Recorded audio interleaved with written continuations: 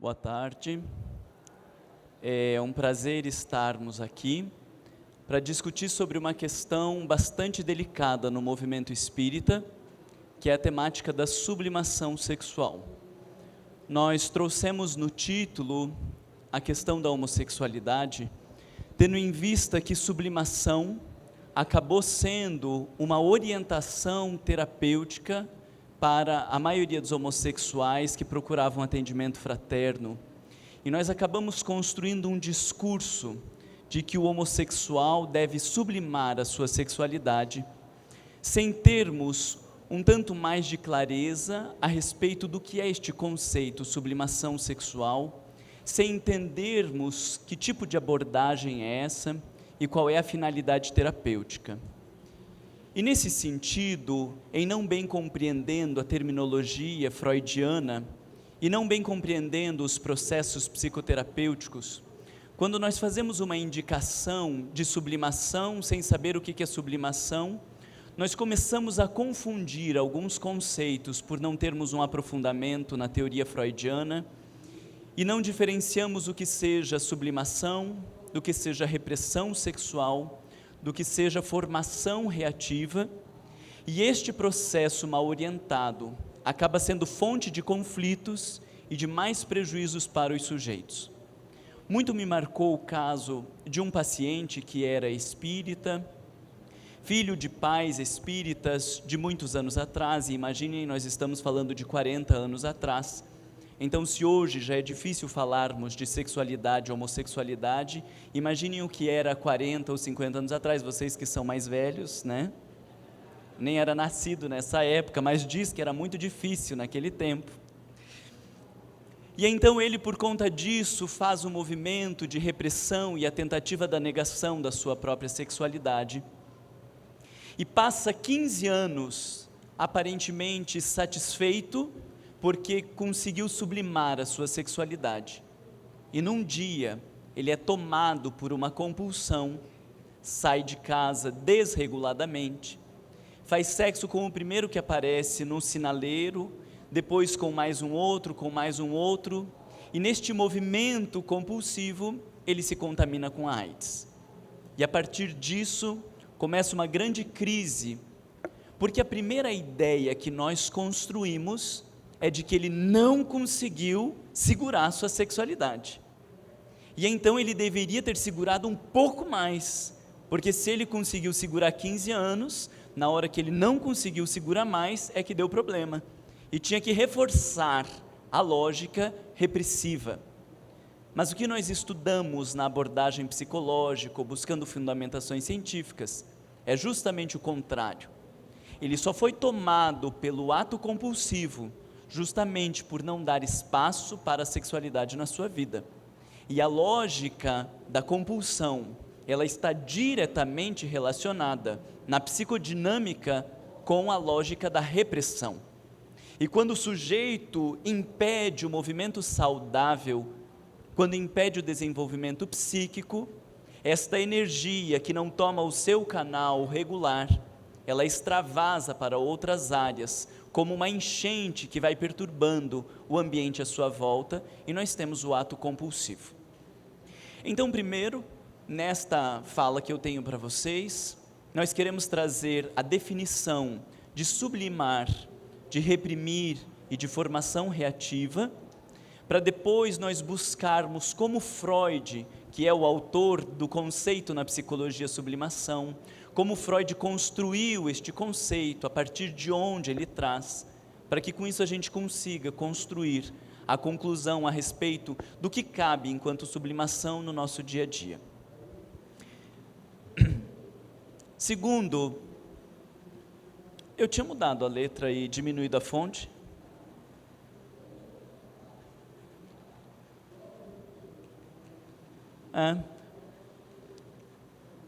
Bom, eu fiz uma alteração ali na apresentação e diminuí as letras que desconfigurou, mas será?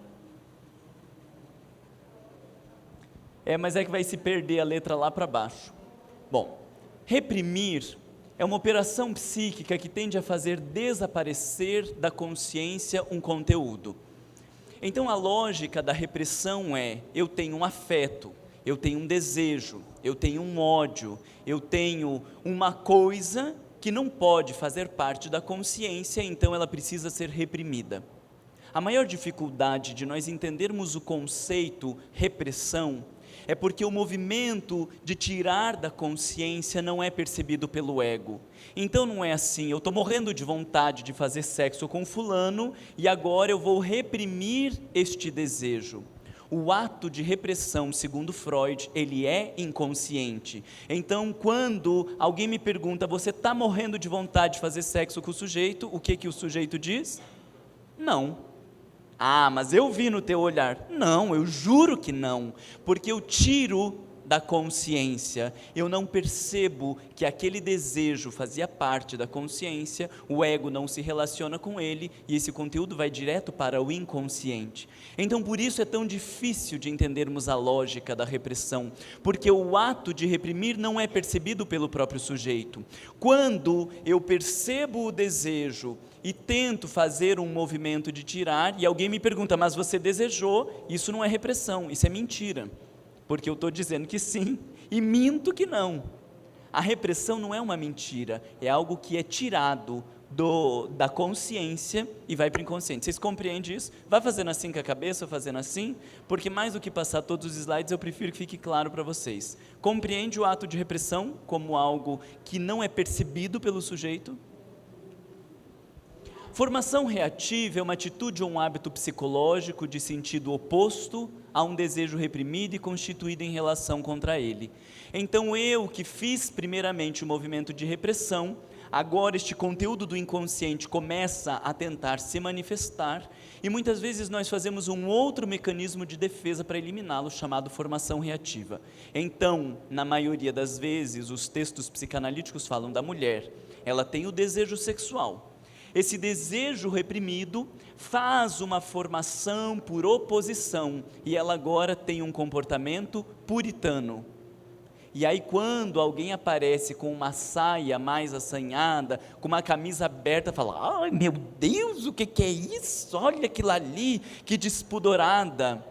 Mas tanto Freud quanto Joana de Ângeles, analisando a formação reativa, vão dizer, o sujeito puritano traz dentro de si o anelo exacerbado por gozos promíscuos. No termo vulgar, é como se a gente dissesse, tem uma mulher louca para sair fazendo sexo com o mundo. O mais vulgar seria louca para dar.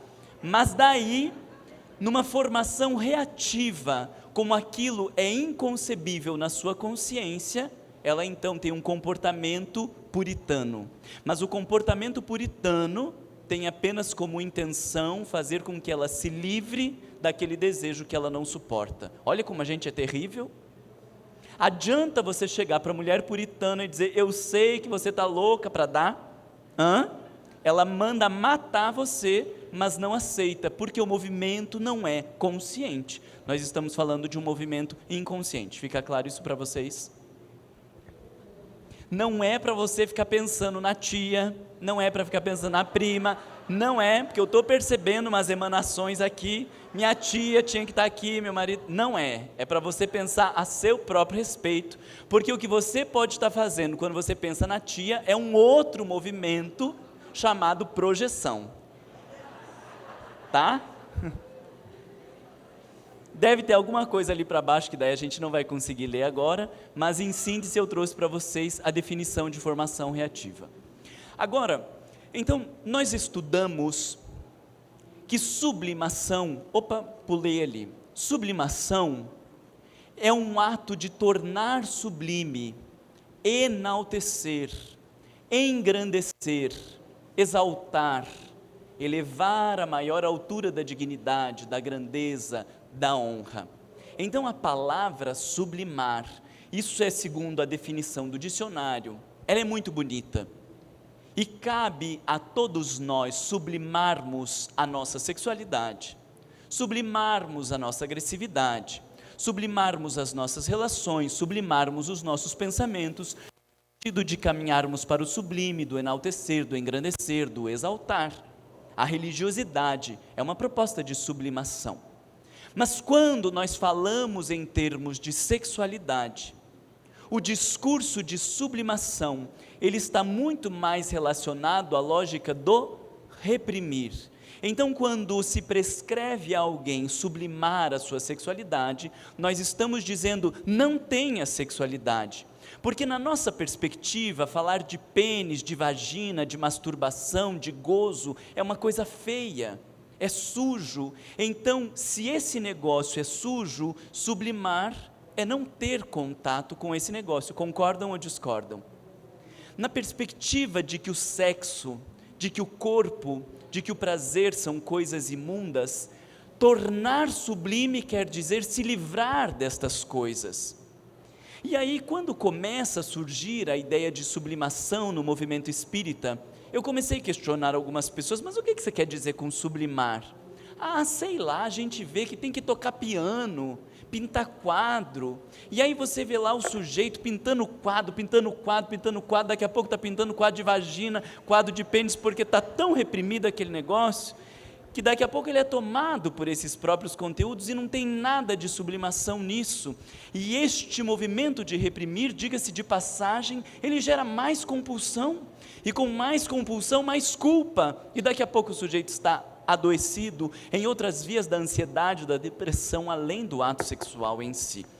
Então, nós começamos a refletir sobre este discurso de sublimação, e fomos até Freud, para tentar refletir sobre o conceito de sublimação segundo Freud, que muitas vezes nós espíritas nos apropriamos desse discurso, sem termos clareza do que estamos falando. Alguém aqui já fez um estudo de Freud, do que ele quis dizer com sublimação?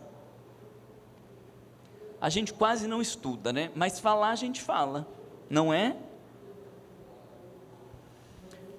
Primeiro, Laplanche, que é um estudioso da psicanálise, ele escreve um vocabulário de psicanálise, ele Ponteles, e eles nos dizem assim: a ausência de uma teoria coerente da sublimação mantém-se como uma das lacunas do pensamento psicanalítico. O que isso quer dizer? Freud não se debruçou com profundidade em torno do conceito sublimação. Freud não fez um estudo detalhado, como fez o estudo do inconsciente, como tem textos sobre repressão, sobre resistência, sobre o ego, sobre o id. Não existe um texto específico que faça uma análise a respeito da sublimação. Nós vamos encontrar pequenos fragmentos de sublimação em diferentes partes, mas não há um desenvolvimento de uma teoria que formule o conceito sublimação. Então, a partir disso, já seria suficiente para a gente não ficar prescrevendo sublimação para as pessoas, porque não temos esse conceito como algo instituído. Depois, vieram alguns chamados pós-freudianos, e que, segundo Lacan, um estudioso que propõe a retomada dos conceitos em Freud, segundo Lacan, ele vai dizer que transformamos a sublimação num conceito normativo, na condição de facilitador da adaptação social. Então, você que tem desejos sexuais, isso vai gerar um problema e você tem que sublimar. Você que é homossexual, não vai reproduzir, então você tem que sublimar. Você que tem compulsões, tem que sublimar. Isso não faz muito sentido na lógica da psicanálise, porque Freud é um dos principais autores a defender a sexualidade, não apenas como fonte de reprodução. Ele é o grande marco na teoria da sexualidade a dizer que a sexualidade é importante para o desenvolvimento e para a saúde psíquica. Então, nesse sentido, nós entendemos que Freud coloca o desenvolvimento e a prática da sexualidade como parte do desenvolvimento psíquico. Não faria o menor sentido ele mesmo propor como um conceito normativo e uma proposta de adaptação social. E aí nós começamos a buscar alguns textos, alguns artigos de comentadores, de onde começa essa discussão de Freud a respeito de sublimação. E nós, agora vai me faltar o texto lá para baixo, porque isso eu já tinha arrumado. Bom, mas vamos ver o que eu lembrar. Em 1898, Freud, numa carta a Fliess, ele diz a respeito de Leonardo, Leonardo da Vinci. Então ele está comentando de Leonardo, um dos maiores homens da Renascença italiana e que jamais tiveram um caso de amor. Isso começa a intrigar Freud, porque ele diz, se a sexualidade faz parte do desenvolvimento psíquico, se ele vive a fase do desenvolvimento oral, anal, para que então encontre a satisfação no genital e tenha um desenvolvimento saudável da psique, como pode ter um homem extraordinário e que não tenha vivido estas experiências de sexualidade, não tenha esses desejos e não seja um neurótico como a maioria? Entendem a questão de Freud? Faça assim com a cabeça, faça assim, não tento explicar de volta. Entendem a questão de Freud? Depois, em 1909, numa carta a Jung, ele faz uma análise de um paciente e diz que ele tinha um paciente com uma constituição psíquica parecida com a de Leonardo, mas sem ser um gênio como Leonardo da Vinci. E aí ele escreve um texto que eu deixo o convite para vocês lerem, em especial o início e o fim. Ele faz uma análise de algumas lembranças da infância, mas neste texto ele traz algumas colocações muito importantes a respeito de Leonardo da Vinci e que nós vamos compreendendo melhor esta personalidade. E ele diz, Leonardo era extremamente feliz e amante de todos os prazeres. Vocês conseguem ver aí que não tem um homem reprimido? Conseguem?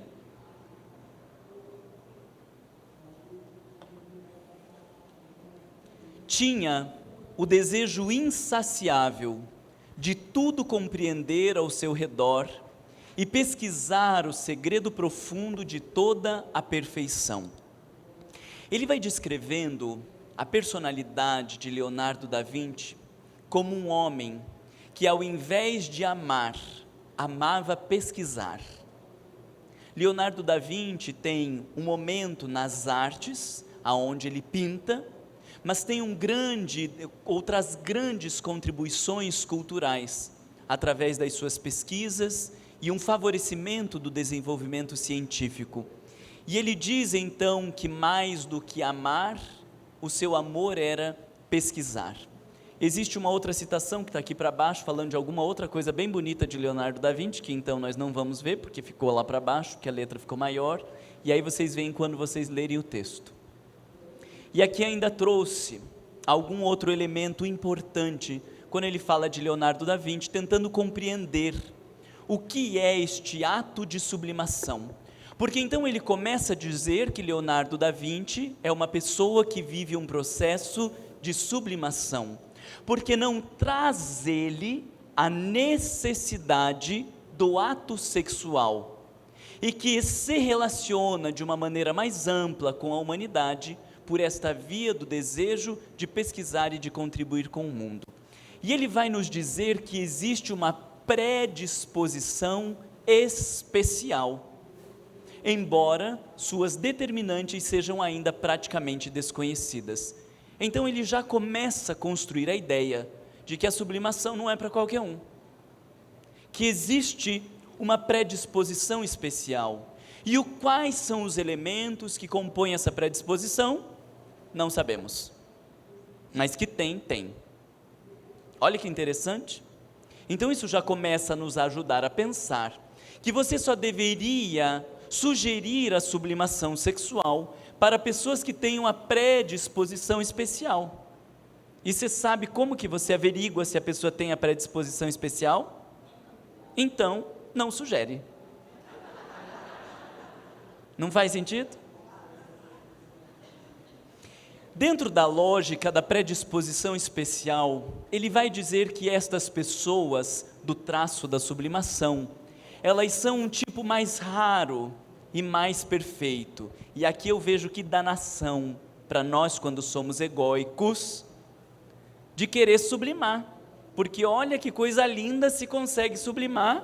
Você é um tipo mais raro, um tipo mais perfeito. Não é aquele meu paciente?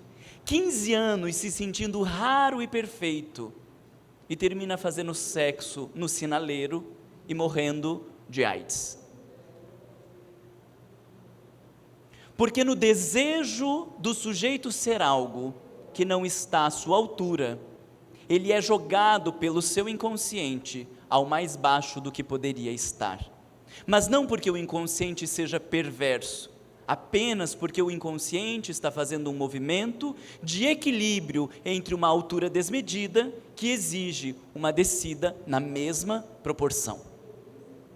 Mas se não se colocasse tão alto, o inconsciente não seria tão agressivo e talvez tivesse uma vida normal, como todo ser humano, em mundos de provas e expiações. Além disso, Freud fala de uma feminina delicadeza que compunha a personalidade de Leonardo da Vinci.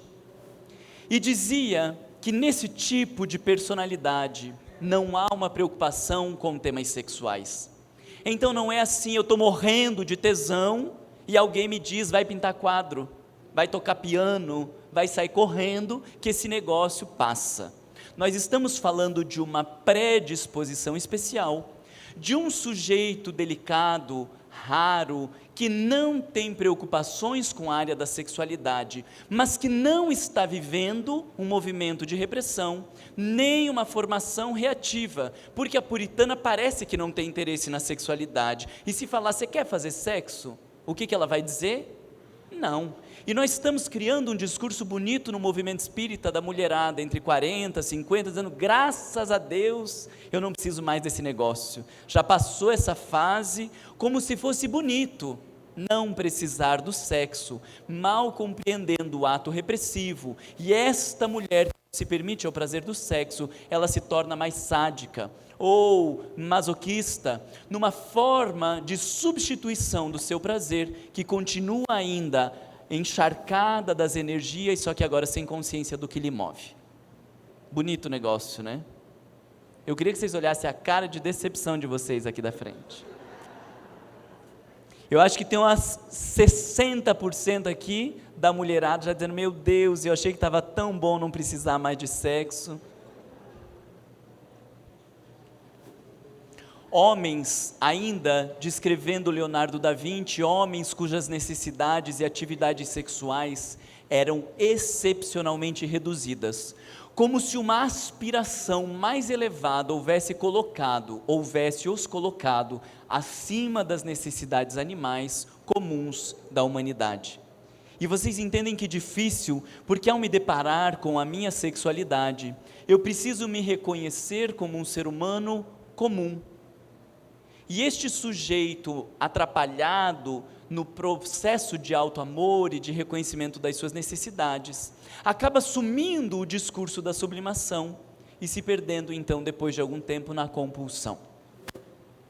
Trouxe aqui Emmanuel no livro Vida e Sexo. Para mim, Emmanuel continua ainda sendo, com esse livro, a obra mais lúcida, mais direta e mais sintética que nós temos a respeito de sexualidade. E no capítulo Carga Erótica ele diz, diante do sexo, não nos achamos de nenhum modo à frente de um despenhadeiro para as trevas, mas perante a fonte viva das energias. E ele não fala diante da sexualidade, porque nós poderíamos pensar nas diferentes formas de expressão da sexualidade. Ele está falando diante do sexo, não nos achamos frente a um despenhadeiro. Não estamos falando de uma coisa errada, não estamos falando de uma coisa feia, e que sublimar quer dizer se livrar dela. E quando o menino está com a mão no pênis, a gente diz, tira a mão daí, seu porco, como se fosse uma coisa suja ou feia.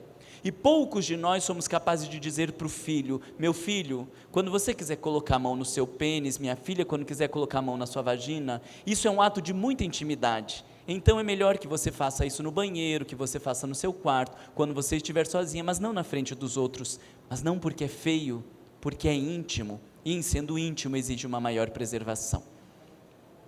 Então, trouxemos aqui Joana de Ângeles no livro Despertar do Espírito, que tem um capítulo sobre sublimação, e que precisa ficar muito bem contextualizado, porque o capítulo de sublimação sexual que ela desenvolve no livro, ele vem depois de um capítulo chamado Sexolatria. Então não dá para você pegar frases isoladas, e Joana de Ângeles tem um pensamento complexo, que se você quiser pegar um parágrafo para fundamentar uma ideia, você pega, se você quiser pegar o outro parágrafo para fundamentar uma ideia oposta, você pega.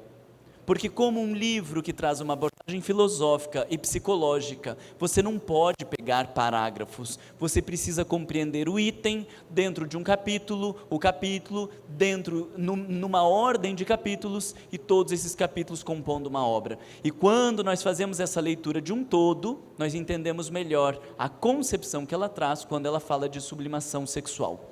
Ela nos diz: a sublimação das energias sexuais pode ser realizada mediante a introspecção, a fixação nos objetivos íntimos acalentados sem violência nem rebeldia pelos impulsos fisiológicos, orientando-os de forma saudável e substituindo-os pelas reflexões em torno do seu aproveitamento na construção dos ideais pelos quais se anela.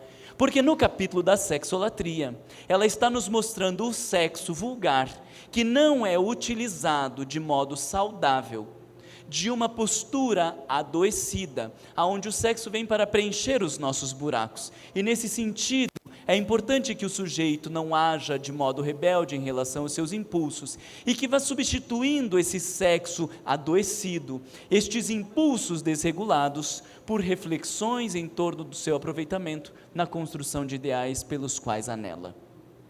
Ainda, para não nos deixar dúvidas, ela afirma: pode-se, portanto, apresentar-se entre aqueles que superam a função sexual, não a exercendo, e aqueles outros que, embora vivenciando-a, também elegem a sublimação, experimentando momentos de alta identificação com a divindade.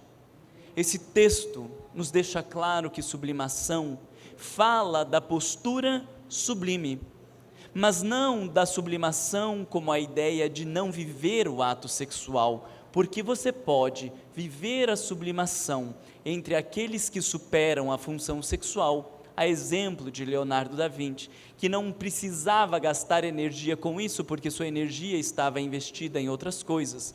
Mas a sublimação, ela também pode estar presente entre aqueles outros que, embora vivenciando, têm uma identificação com a divindade. Porque sublimar a vida não quer dizer negar as funções fisiológicas e o prazer que a sexualidade pode nos proporcionar. Sublimar a vida está ligada com um processo de identificação com a divindade. Fica claro isso para vocês? Então, à guisa de conclusões, nós trazemos aqui duas colocações importantes. Sublimação não é uma opção egóica. Não foi Leonardo da Vinci um homem que disse: meu Deus do céu, esse negócio aqui sujo, essa coisa ruim, esse negócio que eu tenho nojo, vamos pintar um pouco, vamos tocar piano, vamos fazer alguma coisa para ver se a gente se livra disso. Não é uma opção egóica. Freud diz que sublimar produz saída diferente daquela sintomática produzida pelo recalque, porque este ato de perceber um impulso em si e não querer vivenciá-lo a ponto de negá-lo e extrair da psique, se chama repressão ou recalque, e não sublimação. E além disso, nós entendemos que as forças pulsionais são usadas para fins culturais. Então começamos a entender, a exemplo de Leonardo da Vinci, que o processo de sublimação, ele tem a ver com um sujeito que vive uma conexão estreita com a humanidade. E a ideia que eu construí estudando esses conceitos é de que vive uma conexão tão significativa com a humanidade, que a relação do um para um parece ser pequena demais para estas grandes almas. E vemos criaturas que vivem uma entrega tão grande, a exemplo de Madre Teresa de Calcutá, Francisco de Assis e outras figuras que estão tão intimamente conectadas à humanidade, que vivem um gozo ao servir e ao se entregar, que talvez seja muito mais significativo do que o próprio gozo que nós vivemos no ato sexual. Mas entenda, não é negação do ato, é ampliação do ato. Na psicanálise, se disser dentro dos centros espíritas, nunca mais vocês vão me ouvir falar em público, mas se estivéssemos só dentro da psicanálise, esta sublimação seria o mesmo que dizer fazer sexo com a humanidade. Não é a negação do sexo, mas um movimento de se preocupar com o prazer do outro e ter um prazer numa relação profunda e significativa. Estas grandes almas, no sentido profundo da psicanálise, fazem sexo com a humanidade. Eles não negam o sexo, mas vivem uma experiência tão profunda e significativa que não cabem na relação do um para um. Então por isso dizemos que não é uma opção egóica, porque não é qualquer alma que é capaz de amar a humanidade. São as grandes almas, e esta energia está tão focada no desenvolvimento científico, cultural, das artes e das humanidades, que não sobra energia para a pequenez do ato sexual, porque são almas missionárias que se encontram na Terra. Também queremos dizer, a partir dessas colocações, que a sublimação não é uma prescrição terapêutica. Não se prescrevia, e Freud não desenvolve o termo sublimação como prescrição, você tem que sublimar. Ele identifica que algumas almas sublimaram a sua energia, mas não como uma ação intencional. E em não sendo uma ação intencional, não pode ser prescrição terapêutica. Ele nos diz o destino pulsional está inscrito no psiquismo, não é o sujeito que escolhe aonde ele simplesmente vai pôr. Parece que esse caminho já faz parte daquelas predisposições, ele já vive o destino pulsional em relação à humanidade, inscrito no seu psiquismo, ou seja, não dá para escolher assim ou assado. E nesta perspectiva nós ainda dizemos, a sublimação não é acessível a todas as pessoas. Ele mesmo faz essa colocação, não dá para você escolher, não dá para você prescrever, porque é trabalho das grandes almas que elas mesmas não escolheram enquanto estratégias, e com isso ele conclui que não é acessível a todas as pessoas. Nesse sentido, a nossa conclusão é de que sublime é a capacidade de amar, e o homem que não for capaz de aceitar a sua humanidade na relação do um para um, na vivência do amor e de todos os desafios que este amor impõe, nunca conseguirá chegar a viver o amor em relação à humanidade, porque queremos dar um salto de angelitude, sem antes vivermos plenamente a nossa humanidade. A proposta de sublimação é do sujeito que, num percurso que vem se construindo ao longo de séculos e séculos, ultrapassando a experiência da individualidade pela capacidade de amar como um todo, em determinada reencarnação, tem a capacidade de espargir este amor e contribuir para a humanidade como uma verdadeira missão. Nós outros, que ainda não somos estas grandes almas, temos o sublime exercício de amar. Amar aonde estivermos, amar sejam homens ou sejam mulheres, cada um nas suas possibilidades, mas o sublime ainda continua sendo a capacidade de amar. Muito obrigado.